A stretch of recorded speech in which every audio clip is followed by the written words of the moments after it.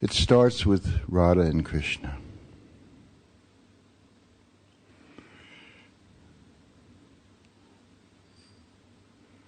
Krishna is very compassionate. We take a step towards him, he'll take 10 towards us.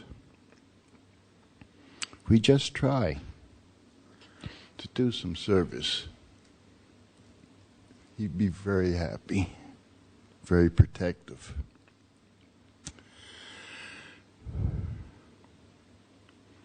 His great devotee, Prabhupada, Swami Bhaktivedanta,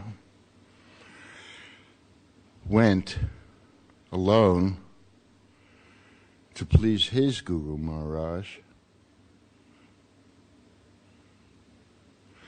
Now we know the story, but if you really think about what this is, most of you have come here with this wonderful mandir, this temple already intact. Most of you have come here with mridangas and kartals and so many volumes of books that Prabhupada has translated while we were sleeping. Prabhupada has his faith in Krishna. Even more so because his godbrothers didn't think he was going to be successful. They more or less humored him. Don't forget, he was not one of the big leaders. He was a grihasta who did a lot of valiant service for the god Yamat.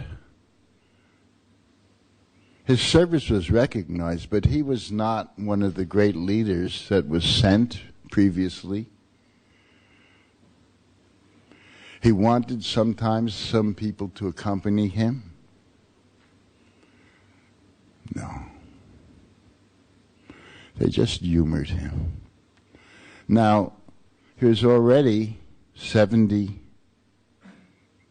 71, not young. Didn't know anybody.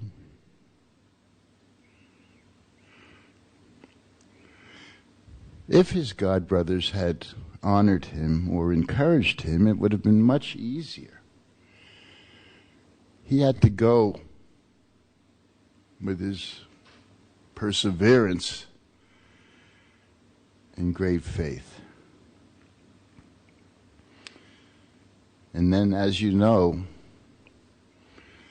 he suffered some heart strokes. Now, I don't know if anybody here has suffered any heart strokes, but I did. That happened in 2002. It isn't very pleasant, especially if you don't have anybody there. There's nobody there. Cold, alone,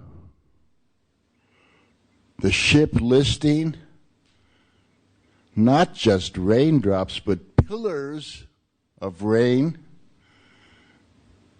like we heard last night, pillars of rain rocking the ship.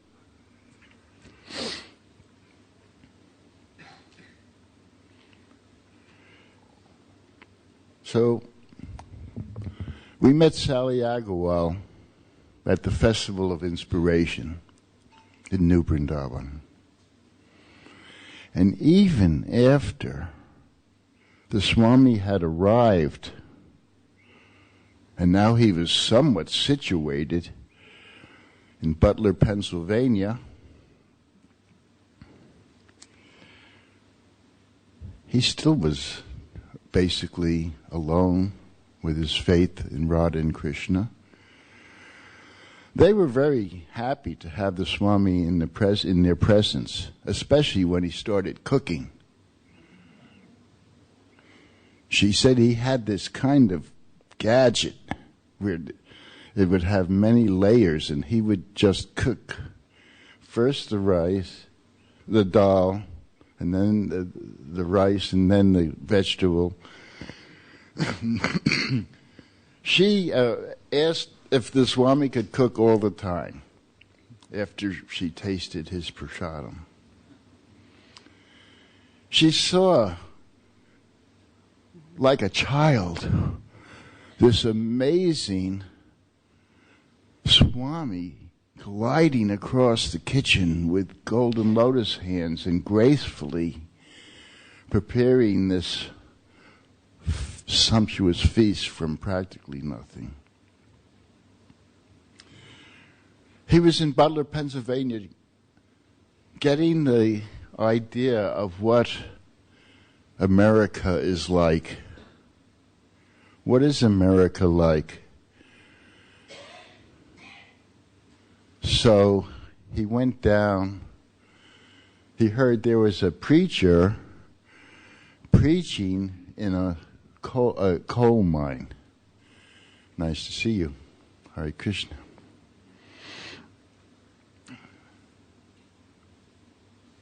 And Gokulananda is guiding him. He's seemingly alone, but he had this great strength and great faith. No movement, no anything. Old man. So, heavy accent. We had to get used to Prabhupada's speaking, and then he's Jai Gokulananda, Radha Gokulananda ki Jai. He's writing, he's learning English. He goes down into the mine, and the preacher, he's saying you have to worship Lord Jesus or you'll go to hell. It was like a scare tactic. That's why we like Vaishnava so much, because if there's any guilt, it's our guilt. If it's any fear, it's our fear, because Krishna is very loving. He just wants us to do our best. He doesn't want to be a vindictive God. He doesn't want us to be God-fearing souls, as they say. He's a God-fearing soul. So, if you don't worship God, Lord Jesus, you'll go to hell. Well, the miners, they were very simple folks near the Appalachian Mountains of the United States. And they said, well, what is this hell like? We don't know. So the preacher said, the hell is deep into the ground and it's very hot and fiery. And well, they thought, well, this is our everyday working condition. We're going down deep into the mine and it's fiery hot. So we're not afraid of hell. So they said, well, this is our working condition. That's not any great thing. So the preacher said, well, there's no newspapers in hell. He found out what was attractive to them. And their entertainment was newspapers. Okay. So, the Swami got an idea of what this preaching was like. And he realized that, Krishna is all attractive. It doesn't have to just be a newspaper. And Sally Agarwal was so sweet when she said, I saw the Swami leave for New York, and we were very frightened for him. Because New York will eat any place alive. New York is a very horrendous place. It's overcrowded and everybody doesn't want to get involved.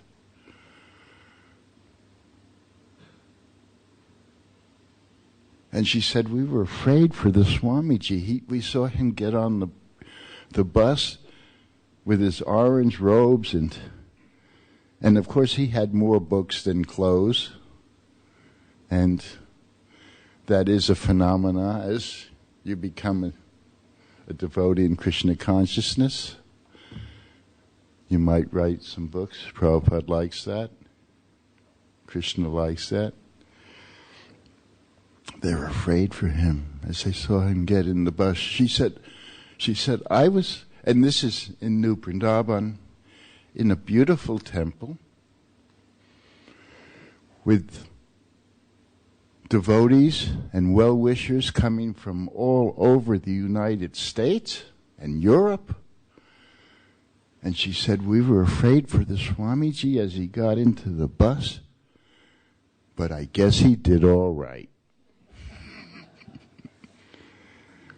So I guess he did all right, because there he went with equivalent 40 rupees, $7. And this manifestation of the previous land of barbarians, Gauls, Saxons, Normans, Romanes, all sorts of people vying, has grown into a beautiful, pristine, Krishna conscious place. Even this microphone, I see this all as a manifestation of Prabhupada walking and going on that bus and suffering the heart attacks and going on still. And your manifestation, and this is a manifestation. All the cars were riding around in the suites, and he had very little, and look how this has blossomed and is blossoming. So, he had this faith, and he met one of our wonderful members, Mukunda Maharaj, and we're going to send. I thought it would be good to send a greeting from the British Yatra, a get well card. We're going to film it on the big day, and we're all going to wish him well. I thought that would be a good idea to help him heal. Mukunda was a cool cat. Is a cool cat. He wore a beret and sunglasses and did arrangements for the top jazz artists of New York City. So, I mean, the jazz artists are the coolest of the cool cats. So he was hanging out with the coolest of the cool cats. And he's very cool, because cool can be translated into transcendental.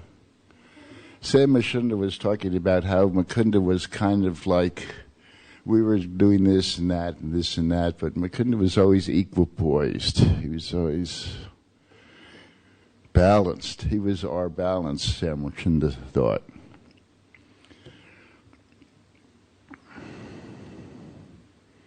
So, like all of us, he fell in love with the Swami. I mean, at least for myself, I was not looking for a movement. I had already been in the movement, in the civil rights movement, and I saw how movements decay. I saw how groups decay. I saw how people decay after they get interested in something, and then they get comfortable, and then they get titles, and then they get property, and then they get money, and then their original zeal and hunger and building, we're going along. Mukunda fell in love. Janaki fell in love. What a team. Janaki was no awe and reverence for the Swami. It was just a Swami. She would walk in and not knock on the door. She wouldn't bow down. Actually, nobody bowed down. Do you know why nobody bowed down? Because the Swami didn't tell us to bow down. He sat on the altar. There was no Vyasasan in San Francisco. He sat on our altar with bongo drums, no mridungas, bongo drums, these clunky kartals that we tried to make in a gun foundry. I mean, you want to hear the kartals do it 13 seconds at least. Ding, like in Navadvip. These went clunk. Mukunda, he tried. We went to a foundry. But this is a service of Mukunda. So what that it didn't turn out as nicely? So what? The intention was there. That's how we learn. We learn by our mistakes. Well, we'll go to a different foundry next time. We'll do different. Well, we heard there's a different thing called, instead of gunmetal, a different kind that rings more. And Mukunda came from New York in our midst, and he was actually very impressive at that time because he was already doing some of the things that the Swami had taught him. So we were like, oh, look at that. And so he was like a Siksha guru, definitely. Because he was from New York with the Swami. When the Swami came at the airport, again, Mukunda just embraced him. What we were talking about embracing last night. The Swami didn't tell us to bow down, and he didn't tell us about Vyasasan. So Mukunda embraced him with this entourage of hippies, beatniks. We were wearing Mexican serapes and Native American feathers and Japanese. This entourage, and all the cars were painted. Hare Krishna. On the car, the Krishna, we had a Krishna lac, a Cadillac, the Krishna lac. We had a Cadillac for the Swami, the Krishna lac.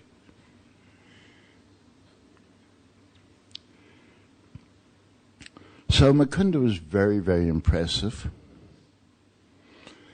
And he and Jamuna were very close. They had gone to school together. In fact, Samarkand, they all went to Reed College. They were friends from high school times. Fortunately, Jamuna liked me more than Mukunda. I mean, in that way. Which was really a blessing because I simply picked up Krishna consciousness really by osmosis spilling off of her, even in the early days. So here's this very impressive, cool cat that now has become a yogi, but he's still cool. And Samarkand, this guy comes from... As hippies, we all thought this would be a really good job, what Samarkand was doing, overlooking a forest in nature to see if there's fires.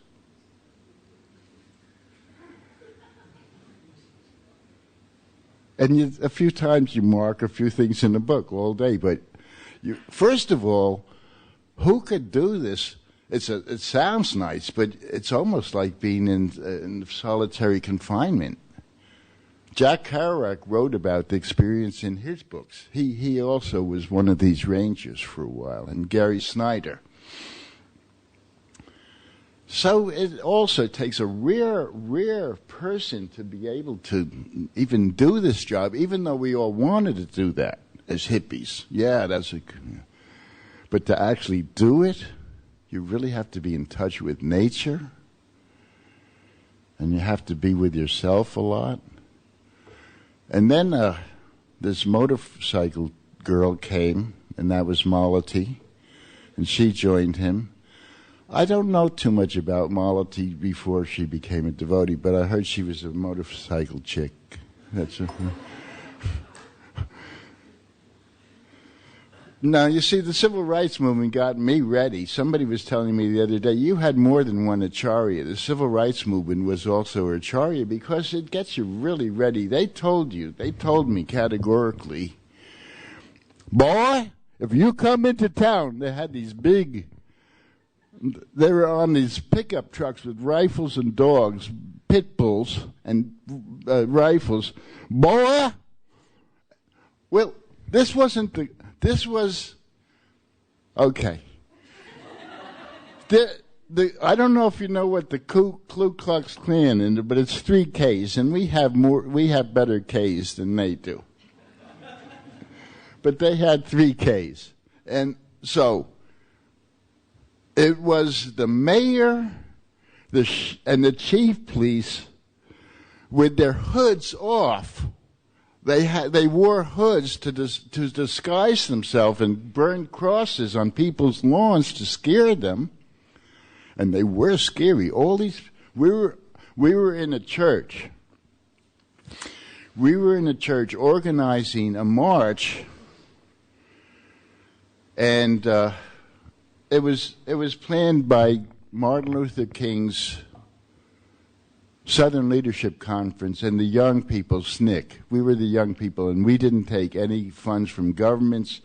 We were the rebels, and so we were really able to get a lot of things done. And Martin Luther King was good, but he was a little bit limited by some things. So we were ready. So they come in. We're in the church planning this, and they come there in trucks with rifles and pit bulls. And they said, boys, if you come, not men, but we were all boys, including the women. Boys, if you march tomorrow, we're going to kill you. If you march tomorrow, we're going to kill you. And big loudspeakers and the lights on the church, like all the trucks, in the windows, loud lights. Well, we also had our mantras. We shall overcome, and ain't gonna let no police dogs turn us round, and this little light of mine, I'm gonna let it shine. Even in Macon County, I'm gonna let it shine. The whole civil rights movement changed when the music came. When the freedom songs came, we became strong and courageous. And we sang and marched, and they didn't kill us. So I had that background, and then Samarchinda had that background, and Janaki, and then Jamuna, who she was studying calligraphy with the top calligraphist, Lloyd Reynolds. And one of my friends, he was in the so-called friends. Devotees are friends. Well, devotees can be your friend. My so-called friend, he was in the Black Panthers. And he had a saxophone case with him. So I thought, I remember he used to be a musician. So you're still playing the sax? He says, no, I'm taking food out of people's refrigerators and putting it in my saxophone case. Oh, okay. So he was a hustler. He was just taking stuff from people. And there was a really good friend of mine. She was the Earth Mother. And she said, I want you to meet someone. And she took me across town, and she introduced me to Jamuna. So my friend SCR, the Black Panther, was still with me. But I met Samarchinda, and he was very friendly. He was very friendly. I think Malati zipped through, you know. I think somebody was even then, service. Whatever I'm going to do, irregardless of anything else. And of course, that's how we got things done. So sometimes you have to ask forgiveness rather than permission.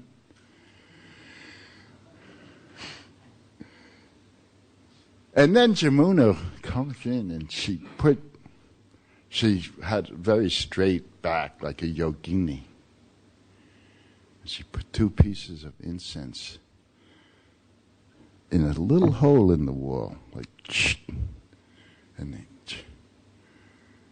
then she walked out. Well, there's a thing they say in Sicily, the thunderbolt hit. It's like, oh, I'm really in love with that woman, and I don't know if anything will happen, but I mean, it's not an intellectual decision. It wasn't some college course. It's like, whoa. And she left. So I say to my friend, I said, SCR, that was his name. I said, SCR, don't take any grits. I had to talk black slang. Don't take any grits out of this chick's, we called it icebox back then. Icebox, that dates us, icebox. Don't take any food out of this chick's icebox. She's opened my nose. Open nose is a black slang because, no, it's really good because it shows what happens. Your nose and eyes dilate when you fall in love. It's a very good, she's opened my nose. He left. She comes again.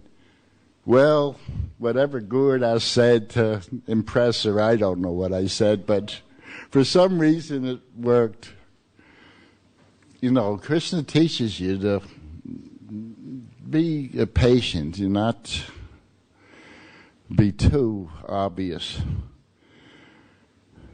And so we stayed up all night talking and getting to know one another. And so soon I moved in, and her room was very eclectic. She had a pottery shop in North Beach. She learned how to make pots as well as calligraphy. And she was kind of a lead singer of a rock band.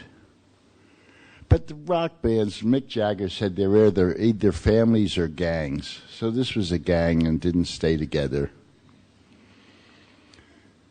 Which was all right with me because we then discovered what we liked about each other and got to know each other. Now we have to understand that these were the psychotropic days of the 60s. There was LSD and peyote and STP and everything was available just on the street. You could but for the spiritual seekers, it wasn't just getting high. It was I was taught by the mentors. Timothy Leary taught me set and setting, which means be in a very nice place with a guide, because this is a mimicking of psychosis. It's called a psychomimetic, which means that you're mimicking your barest psychotic states of self-investigating and assessment, and it isn't always fun. So you want to make it nice, and you want to have people there who know things and everything like that. And then the peyote meetings, they were taught by the American Native American leaders how to do it. It's not just get high, guy. There's a road, and there's an all-night ceremony, and there's a teepee, and then I went down to Mexico and met the queen of the brujas, the mushroom lady, Maria Sabina, the famous bruja. And she taught me for 3 days how to do this, not just get high, boy. And so Jamuna, Samashinda, I remember I was stashing some of these psychotropics in underneath the house. And I met Samashinda there. He was stashing. That's the second time I met him. We were both stashing our psychotropics. Then I go there. He's in a room. He's building a stairway to the ceiling, listening to Bobby Dylan. Okay. So the point is that Jamuna and I were discovering things. There was a yogi, a Master Subramanya. He wanted us to join him.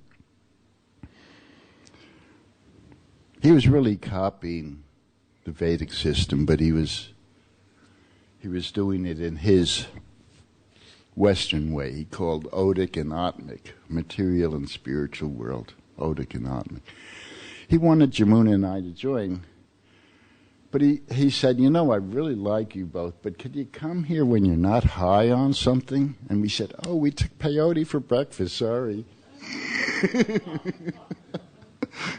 So he got disenchanted, no pun intended, with us because, we forgot we're going to meet you. That's what we do pretty much every day,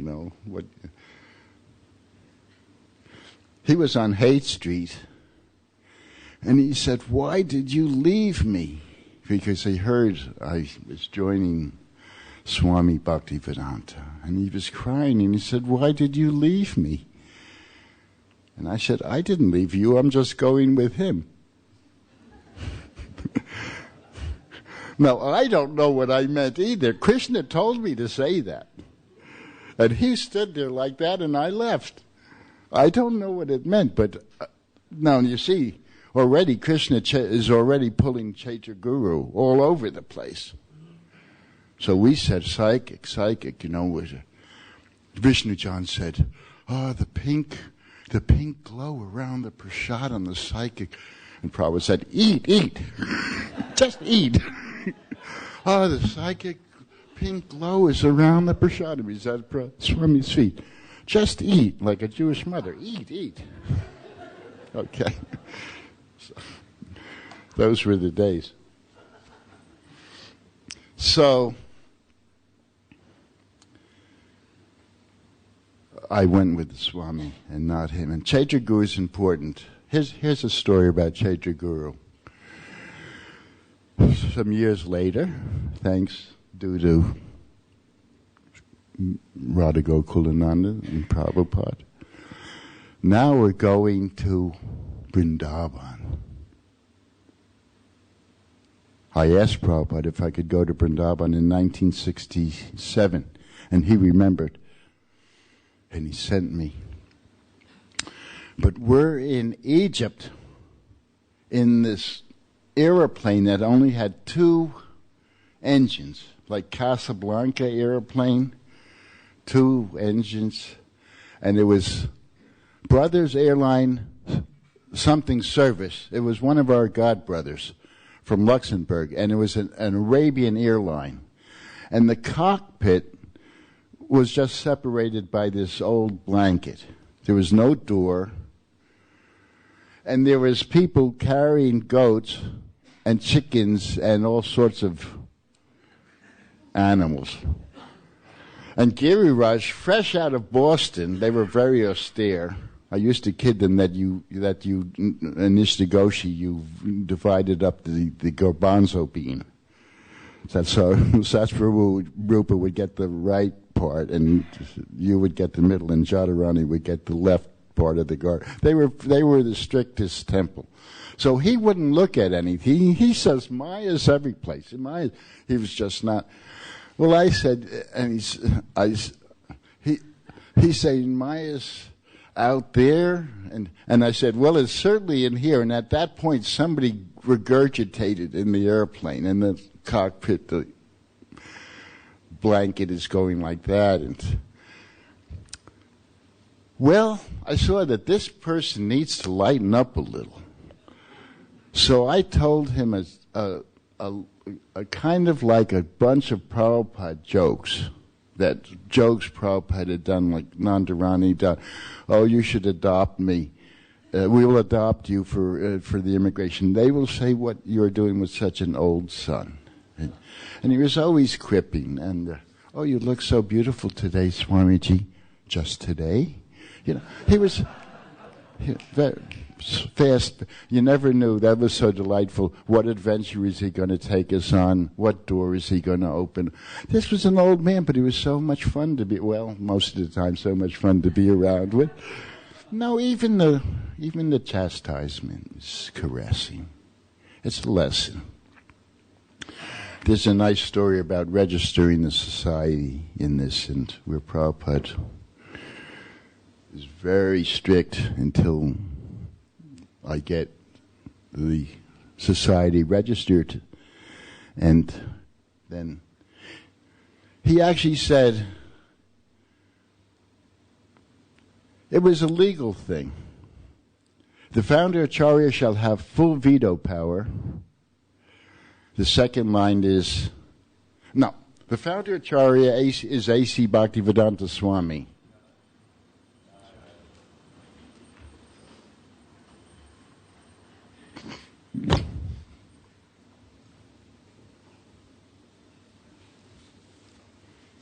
The second line was, the first line was, the founder Acharya is A.C. Bhaktivedanta Swami Prabhupada. The second line is, the founder Acharya has full veto power, which is, he had full veto power. But Prabhupada was so perfect. I saw how he looked at things. He said, who's the founder Acharya? There's no name here. You? He said, who's the founder Acharya? You? Well, he could be right. Legally, if I didn't put his name again, I could have put my name. Then he said, you, and then he said, Brahmananda? Poor Brahmananda got zapped 5,000 miles across the ocean for something he had done years ago in New Vrindavan when he said Prabhupada's God. And Prabhupada had to teach us a lesson that I'm representative of God. Because if I'm God, when I leave the planet, then you'll become God. Is that what you mean? And you're simply a handle, and you're going to put a blade on, an axe blade, and you're chopping down our whole tree. So he sent them away for preaching that he's God. So he's teaching us. So he said, who's founder Acharya? You, Brahmananda? So he said, get this changed. Well, it was the weekend. He asked me to ask the ambassador of the United States to give us a free house on the weekend, and his wife threw me out of the house, seeing our robes, my robes, and I waited for him in the driveway. And he said, why are you waiting in the driveway? I said, well, I wanted to talk to you, and your wife threw me out. He said, come back. And he had this little man cave way in the backyard. And he said, yes. And I said, my guru said, could you, well, there's a lot of American disciples here, can you give us a free apartment? And he said, no, his machinations are going. I said, well, plan B is that we'll pay for an apartment in any currency of the world. That was Prabhupada's plan B, you know. So I got it changed, and I'm crying, and he said, I didn't think you're Acharya, but I could have. So he's teaching the lesson. I could have thought that. Personalism. We got to introduce and acknowledge each other and not take things for granted. So here's back to the Chaitra Guru story. Please excuse me for jumping around in an unchronological order, but actually Gokulananda is, and Prabhupada is guiding what I'm saying now. I don't plan. So here we are in Egypt, and Giriraj isn't looking at anything. The 2-engine plane has landed, and I was in charge of 17 of the creme de la creme of devotees, the second wave that Prabhupada asked, Dinanath. So many devotees, very talented, we're all there. And I'm going in to make sure that all the suitcases and everything are transferred, because this airline was very suspect. So I'm making sure that, are they going to lose our luggage? And the devotees are trying to figure out what to do. I remember Rishi Kumar gave his winter coat to an Arab. Meanwhile, Giriraj is out of Maya, and he leads the other 16 out onto the tarmac where the airplanes are, and he starts chanting. Well, this is even before all this 9/11 and security stuff, and even back then, you just don't chant where the airplanes are. You go into the thing and wait. Yeah, but that's nothing. This was the day after their president, Nasser, was assassinated. So the whole country was in disarray. There was big, huge, from ceiling of the airport to the ground, of President Nasser. And there's black all over. Black. Everybody's in mourning. You can imagine. It was like when President Kennedy was assassinated, the whole country was in disarray. And I don't know if you ever experienced something like that here, but you can empathize with that. That the leader, I mean, it was like their Prabhupada. So they're all in disarray, and Giriraj is out there, and they're dancing and chanting, oblivious to everything. Well, I finished making sure bag and baggage is secure. And I had my Super 8 camera. Prabhupada asked us, bring equipment to India. I had my Super 8 camera. And I'm saying, oh, look, the devotees are chanting. They're in the airport. But I thought I would set the scene, so I did. President Nasser, all black. You can kind of see people walking around like in an insane asylum trying to figure out what to do in their life. The leader's dead. And suddenly I'm filming, devotees are chanting, and I see some soldiers running at the devotees with red eyes drooling, with bayonets on the end of their rifles, charging towards the devotees. Chaitra Guru says, Gurudas go there in between them. It's really funny because Yadavara had the film I took, and it's there's the devotees chanting, and then you see the camera go boing, boing, boing. You see the airport tarmac, and you hear stuff, and the camera's going all over because I just let it go by the side. And I get between the soldiers. Now, Chaitra Guru told me to do this. I said, we are singing the praises of President Nasser.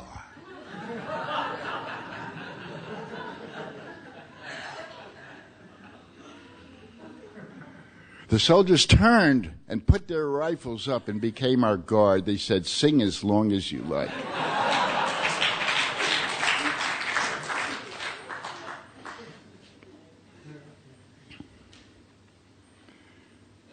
So, that's Chaitra Guru, and so many times. So now the Swami is there in San Francisco.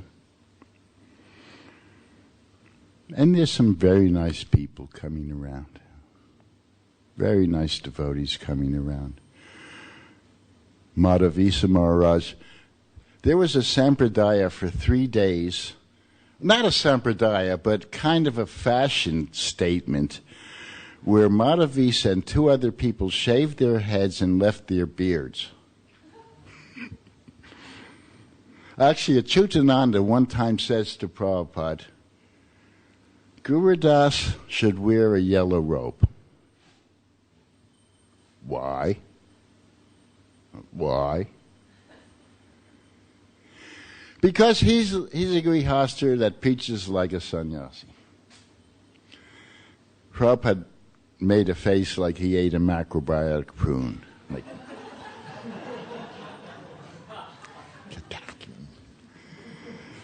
you know, there's enough separations and ashramas, and it's really not a separation because we're really working with each other, and that's the beauty. We're supporting each other, but that was a ridiculous. Suddenly there'd be a new group of yellow robes, so Prabhupada squashed that.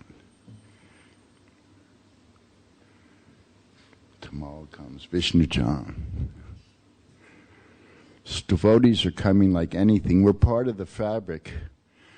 Everybody who was taking LSD, the Krishna temple is a beautiful place to come down after your trip.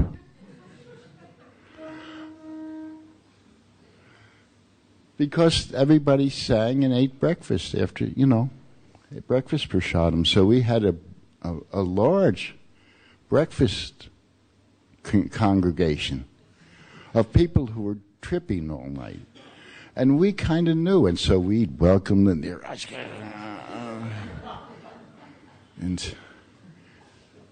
But sometimes they'd come in, I'm God, and I'd have to kick them out of the temple. This one guy, he was about 7'4". No, you're not God. Okay, all sorts of people would come in, and Prabhupada was cool.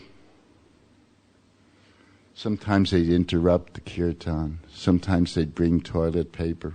Thank you very much. Thank you very much. Prabhupada would direct the girls sometimes. Dance this way. The Swami step. Cover that girl. No, we even did it here. That was the precedent. Saradhia's friend. She became a devotee, but she was spilling out of her dress. Cover that girl. Here, on the top of the pops, George loved it. We were on the telly. Well, this was the second time. Tops of the pops. Back then, I think there was only 2 stations, BBC and ITV, and maybe 3, right? 2 or 3 only. So everybody in England was watching Top of the Pops, even the old folks. It was the music show, and it was the new music. So, I remember watching British TV, and you were subjected to whatever they had. And there wasn't that much. It wasn't like America, bread and circus, recreation. Bombard you with Maya. So we were on Top of Pops, and it was live. And we had already had a successful program. And I think this was Govindam. And that had reached the 9 in the charts, which is pretty incredible for an unprofessional new group. And Hare Krishna mantra also was very successful and went behind the Iron Curtain. It was number 3 in Czech Republic, Czechoslovakia back then. So it was very successful, and it was on Top of the Pops. So I had slides of Krishna and Radha and Prabhupada. We had slides, and this now we had a contingent. We filled the stage because devotees were coming to this yatra because it's such a wonderful place. The first thing I noticed about here was people are so polite. And Cindy said, people are so polite here. I remember I dropped something and somebody said, sorry. I'm thinking, why are you saying sorry? That's pretty empathetic. But it's indicative. So, here we are on top of the Pops. And it was the time of the go-go's dancers. So we're all, now there's about, that's why we had to move to John Lennon's estate. Now there's about 36 devotees filling the stage. We had tamboras and everything. And slides. And so we're starting Govindam Venum Convantam Madhavindat. And these go-go girls are getting in bird cages and they're dancing like that. In Canterbury Street fashion. Like shiny, whatever. Any rate, revealing shiny stuff, gyrating. So I'm the president of the temple then, and I say, I said, no, this just won't do. Like they said to Mukunda, Mr. Grant, this cart is too heavy, this just won't do. Well, I said, this won't do. Anyway, the man says, what? But it's a live show. What are we going to do? It's a live show. I said, I don't care what you do. Let's go. Well, immediately, Jamuna's packing up her stuff. Everybody's packing up their instruments, putting the slides away. I'm the president. They didn't care. They weren't out for fame or fortune. They were just doing another service. So everybody was ardently, they're just packing up. And the man has seen this, and he knew we were serious. We're not bluffing. He says, what am I going to do with 4 minutes of blank time? I said, well, I don't know. And maybe you should worship the impersonal Brahma Jyoti or something. Well, he doesn't know what I'm talking about. What's he talking about, Brahma Jyoti?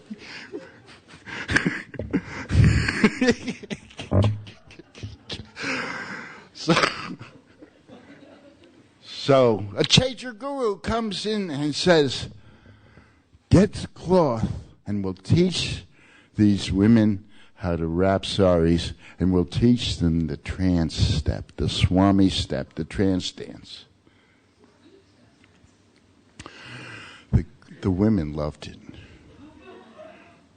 They could go from gyrating to just, they were like sheaves of wheat. They were so happy. The man was happy. The producer was happy. Chatur Guru. We went to another thing in Amsterdam. There's the painting in the office there. Prabhupada on his cane, leaning peacefully. The studio was underground. Prabhupada said there's going to be some people in the future who will never see the sun. In the future. Yes? He was telling us that. For some reason, a lot of the television programs put dry ice in front of us all the time to make it look mystical. So there's dry ice spewing smoke-like things. We go to the airport and Prabhupada would have us number his luggage. That's how perfect, Virgo, Swamiji. Gurudas, you get number 3. Gurudas, you take this white bag. That's when I knew the white bag had all the bank accounts and all the papers of the movement. He carried it, like I said, like Queen Elizabeth carries her pocketbook, you know. He had his white bag there a lot. So, we didn't have money. There was some airport tax. Something, Samarchandra said something else. And we were all running around and Prabhupada was just peaceful on his cane like that. So it was really nice to go places with Prabhupada. He would say, come on, let's go. and we would end up at a 56 chop and a bogue feast someplace. Or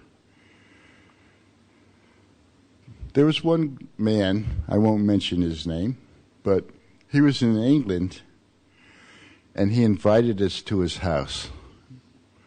So we get to his house, the 6 of us, and there's 3 people there, and a baby and a dog. Well, when the performers outnumber the audience, it's not really a great sign, don't you think? And the prasadam was to such a way that Jamuna actually, we heard her throwing up in the bathroom. So, on John Lennon's estate, we said, we're not going to go to this. And then he wouldn't give any dakshina. It was just like, well, it was all right, but if we knew, we might have planned better or used our time better. Well, he comes into Prabhupada's room in John Lennon's estate and he invites Prabhupada, and Prabhupada says, yes, we will go. So Jamuna said, Prabhupada, prasadam was the worst. I was throwing up, and Mukunda said, well, and I go in and said, well, you know, it's a waste of our time. I don't think you should go. And he said, but I must say yes, and you must say no. So that's an interesting dynamic. One time, Prabhupada said, that man, he might become a life member. Go ask him. And I said, well, Prabhupada, if you asked him, surely he would. He said, no, you ask him, because he might say no, and I don't like anybody to say no to me. Even the humanists of Prabhupada were walking up the stairs after a morning walk in Bury Place, and he says, oh, I have made a mistake. What mistake? I usually put my mittens here at the base of the stairs, and I have them in my hand. To Prabhupada, that was a mistake. He was so perfect. People say perfect these days, and I point out there's no perfection. It's the world of duality. It's like when you say no problem. It's based on a problem. So you're perfect is a Band-Aid. And people have actually changed their language from just saying perfect. And I said, I didn't say it to make you feel guilty, but I'm just pointing out the dynamics. But Prabhupada was like perfect. I mean, he just did everything so expertly. So we're in San Francisco, and it's starting to grow. Now, Prabhupada, the Swami gets off the Vyasasan. We finally have mridangas from India, and we have actual kartals that sound like kartals. And we have a manuscript of Chaitanya Chaitamrita, a manuscript, and we have a Back to Godhead, Western edition, and the Back to Godhead was done on a mimeograph machine. That's an ancient, primitive form of printing, folks. It's messy and has ink, but that was our Back to Godhead. Those were wonderful days with the Swami sitting in between us and spoon-feeding us. So now he's on the Vyasasan, and Govinda Dasi's parents from Texas. And now there's a congregation. Now the people from India are coming because they saw, well, this isn't just a hippie thing. It's not just Dalmari Dum. It's a hippie thing.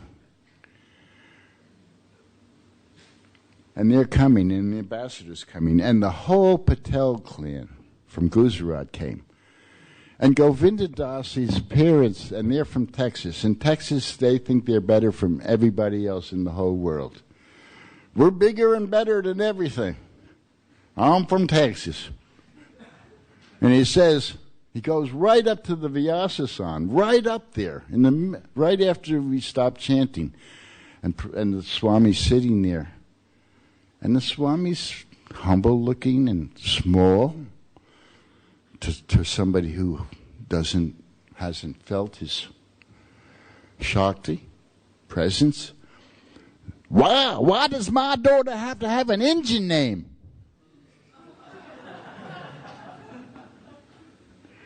So the Patels come to hear the sublime shloka from the Bhagavad Gita that the Swami's going to say. They go up to the Vyasasan too, because they think, well, he goes up, let's go up there. Well, the chief of the Patels had a gold tooth, and the light was bouncing off his tooth into Govinda Dasi's father's eye, so it made it worse. It was bing, bing. And he's saying again, why does my daughter have to have an Indian name? Prabhupada, very clever. The Patels are there, and suddenly Mr. Govinda Dasi's father is looking like this, and he's going, Mr. McElroy, he's going like this. And Prabhupada says, he felt like he was General Custer, surrounded by the Indians. Because he's going like this. You do not like Indians? You do not like Indians? Yeah, I like Indians, all right. I like Indians, all right. But why does my daughter have to have an Indian name? If she is happy, why do you object? I saw Prabhupada disarm Mahamsa's. I saw him disarm so many parents. My father, when I was in the civil rights movement, he was afraid for my life, but he said, if it makes you happy, I'm happy. If that's what you choose. Most parents will do that. If it makes you, if it's not horrendous, even Hare Krishna eventually, we didn't like that, but finally we see it's not so bad. There's some nice people, and you're not shooting heroin anymore, so that's really cool. Actually, Annapurna's father had to finally, he wrote the sporting line for the newspaper, the horse thing. He finally had to admit that his daughter was in a better place. You do not like Indians? And the kirtans were very long and sweet. And so now, everybody's coming off their trips, and they're to come to the Krishna temple, and they're really liking it. And the love feasts, Prabhupada told us about, well, we can have these love feasts. And we used to have them in the middle of the day, and I liked it in the middle of the day. Sunday nights, at any rate, it's just a logistic thing. It's not a great thing, but it was nice. Well, I was told this wonderful story by our Madhavisa Maharaj. Now, here's another example of Chaitra Guru. I was told, go telephone Madhavisa Maharaj. And without a moment's hesitation, because I saw the efficacy of Chaitra Guru and how you have to follow it and how it's successful, and I telephoned him, and I said, did you go to the Rath Yatra? And he said, yes, he was in a wheelchair. He was leaving his body recently, and that's why I thought I should call him. And we spoke for 20 minutes, and finally he said, Gurudas, I have to go. I'm very tired. Well, he actually left the planet that night. So Chaitra Guru, if I didn't do it, I would have been so hurt and so foolish to procrastinate. And then there was this great closure. And the person who was with him said that conversation just made him feel so good. It just made him feel so good. And she was reading my book to him. So, another great devotee, Yeoman. I'll tell you two Madhavisa stories that he told me. The first one I'm getting to is the love feast. So there are new brahmacharis now, and we have our own language, Christian language, you know. And at first it was even more prevalent. Everybody was imitating Prabhupada. You know, scholars scholars who learned literature and could speak very good English were speaking like Buffalo Bill and the Indians because Prabhupada was learning English. They would decrease their English because they were imitating. And Prabhupada didn't want us to imitate. He wanted us to flower ourselves. Anyway, new brahmacharis. He came from Morning Star Ranch with Tamal and Vishnu John Rabadinandan. So the Krishna language was, we were lusting after prasadam. And it was Jamuna and Malati and Janaki and cooking. And so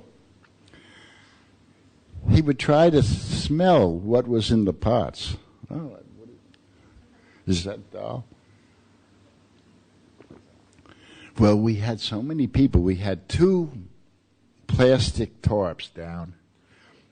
And it would go all the way out to the street. We had double Dutch doors that Samashunda made. And there were people all the way out in the street. So Madhavisa and the brahmacharis are there in the front. And Jamuna and Malati and Janaki decided that they would feed everybody but make plates instead of just... They made plates. And handed it all the way to the people outside. So Madhavisa and the brahmacharis, lusting after prasadam, had to pass all the prasadam and then wait till the end. The next week they go outside so they could be first. These are the early days. We didn't have that much to do, you know. So people were buying pens and watches because it was tough. We were sleeping on our dhotis and saris. In fact, there was only one dhoti and one sari in the movement at one time. And it was tough. So I pointed out that the African kings used to get pens for status too, but they didn't need the bottom part. They would just have the top part sticking out of their leopard thing. Okay, so we had our pens and our compensation, but prasadam was the big thing. So Madhavisa goes out there, and now Jamuna and Malati and Janaki decide to feed everybody in the front first.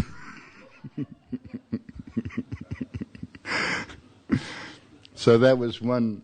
But the other funnier story, and you know, the thing is, you never really could tell what Prabhupada was going to do. It's not precedent. It's not in the Vedic literatures. You never see Lord Chaitanya tie up a microphone with a Brahmin thread, which Prabhupada did one time out of necessity, because there's just no precedent for Prabhupada. You never knew what he was going to do, and it was so delightful. And here's an example. Madhavisa, who had a very attractive personality for ladies and was a ladies' man, so to speak, now had become sannyasi, so he was even more serious. I mean, he really had to be serious about this yatra, this ashrama. So he was very fixed up. Well, what does our Srila Prabhupada do? We were making the most beautiful deities in Jaipur, years and years. Vrindavan Chandra and even the Prabhupada Murti. We didn't accept 2 of them. I took 360-degree photos of Prabhupada for the Murti, and the Murti is not done before the Guru, the Acharya, leaves the planet. So Vrindavan was a very special thing. These deities and this whole thing that was going on for years and years, we had to live with these folks. Jamuna and I went there, we moved in, and actually it was really nice because we slept in the deity rooms of unfinished deities. It was really a nice experience. But I digress. So, Madhavisa is very staunch. And our Prabhupada sends him to Jaipur with Jamuna alone to oversee the finalization of the deities. Alone. Madhavisa is telling me this story years later. He's saying, And his voice got higher. It was funny. He said, I had to ride in a rickshaw with her, and the rickshaw was small and she was big. And I couldn't help touching her, and I had to put my thumb in between us, but...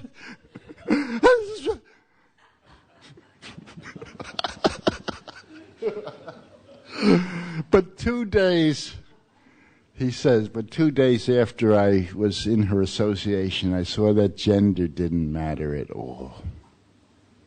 She was such a great devotee that she was just doing the service, and that's all that mattered. And she didn't like artificiality. Prabhupada didn't like artificiality. So many examples. We do not want to charm people into becoming devotees. We do not want to cajole them. They have to become devotees by their decision, strong. Something easily learned is easily forgotten. Something learned hard is hard to forget. We do not like artificiality. Somebody tattled on me for selling the hippies $309 worth of books in New York. Nobody would sell them. It was the Siddhasrupananda's folks from Hawaii. They were really good devotees. I met them in London, Tusta Krishna and all of them. I said, move in, but they said, we have a guru. They were devotees, but they were also hippies, and the president of the New York Temple wouldn't sell them any books. Well, I knew them, so I just went and said, please, I'm not going to say the devotee's name. Can I have the key? Sure. So I opened up the book room, selling them the books. Well, somebody tattles to the president. Gurudas sold mridangas, kartals, and books to those hippies from Hawaii. And he went and told Prabhupada on me. So Prabhupada calls me in. Did you sell books and mridanga kartals to those people from Hawaii? Not hippie. To those people? Well, the first time I tried to even, not really lie, but kind of bend the truth, not even bend it, little, he busted me immediately. Every time. So it was futile. I had to take my medicine. And so I said yes. And the president was there. Look, Gurudas is getting in trouble. Prabhupada says, they're reading my books. They're chanting Hare Krishna and playing Mridanga kartals. He did a mock thing. The man, one time Tamal Krishna, all his money and a life membership comes in, and Tamal's hiding the money. Prabhupada says, why hide the money? We're using it nicely, and money makes money. So we were hiding. He didn't like artificiality. He didn't like tattletales. He didn't like pettiness. He didn't. So here we are in the temple, and we've got the manuscript of the Chaitanya Chaitamrita, and now there's a lot of devotees. And the Swami says, this is a special day. It's Lord Chaitanya's appearance day. Just like now, there's so much special things going on. And now soon we're going to have the new marathons and everything. It's just a special time of the day. Everybody's saying thank you, Thanksgiving. In the Czech Republic, they asked me, what is Thanksgiving? I said, it's a time to thank Krishna. They're devotees. A time to thank Krishna for all the blessings he's given you. And they said, what's the history in the United States? I said, well, the white people came and gave the Native Americans gave the white settlers yams and corn and wisdom, and the white settlers gave the Native Americans slavery and disease, which is true, and they're writing it down. Yeah, this is the history of Thanksgiving, yeah. Anyway, so here we are in the temple, and the Swami says, this is Chaitanya's appearance day, and so do not leave the temple. And we're still new and everything, kind of restless. He said, chant japa, chant kirtan, and then read the manuscript of the Chaitanya Chaitamrita that I have. And so we're chanting and reading and doing japa, but suddenly Jivananda, is he still in Glastonbury? Is he in Britain? Well, if he's here, let me know. We'll see him. So Jivananda, he came from Texas and he ate prasadam and he never left. Some people, that's enough. Everybody comes for different attractions. So Jivananda and Jayananda. Now Jayananda was standing out. He was the president of San Francisco. He already stood out. He was older.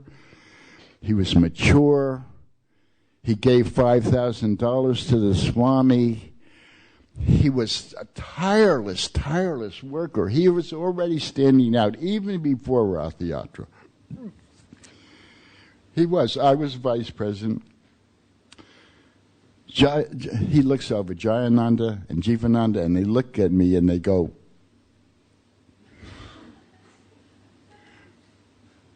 they were signaling, let's go outside and chant.